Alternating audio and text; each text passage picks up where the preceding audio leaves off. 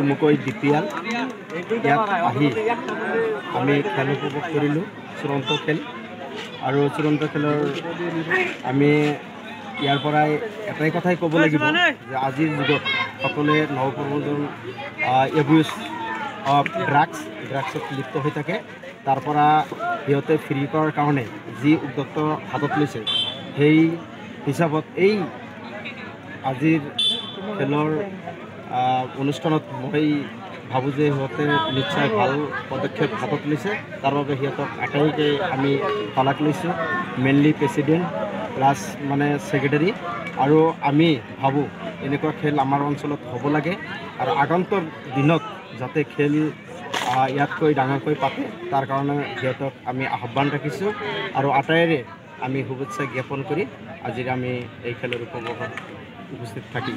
মোৰ দ্বাৰা আয়োজিত দুদিনীয়া কাৰ্যসূচীৰে Duramari premier league cricket ball খেলৰ আয়োজন কৰিছিলোঁ। যোৱাকালিও খেল হৈ গৈছে। আমাৰ 24টা দলে অংশগ্ৰহণ কৰিছিলে।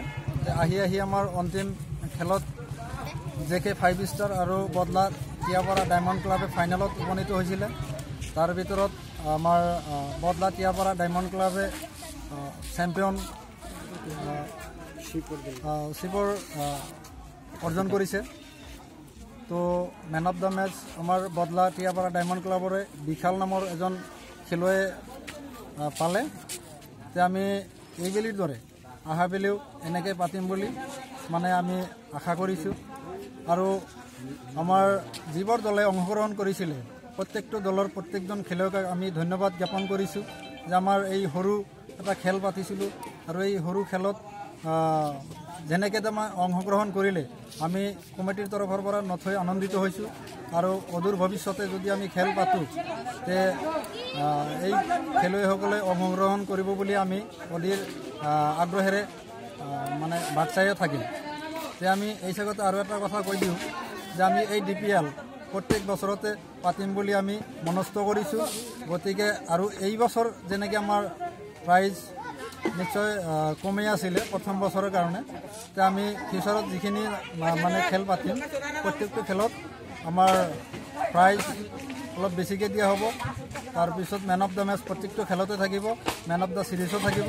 গতিকে সমূহ খেলুৱৈ যাতে আমাৰ এই DPLত অংশগ্ৰহণ কৰে তাৰ কাৰণে আমি আশাবাদী। আজিৰ খেলখনৰ ফাৰ্ষ্ট প্ৰাইজ কিমান আছিল আৰু ফাৰ্ষ্ট প্ৰাইজটো আমাৰ বদলা টিয়াপাৰা ডায়মণ্ড ক্লাবে পালে 3001 টকা আৰু লগতে ট্ৰফি এখন। আৰু সিহঁতে মানে আমাৰ ছেকেণ্ড প্ৰাইজ পালে আমাৰ ৰানাৰ্ছ আপ JK 5 ষ্টাৰ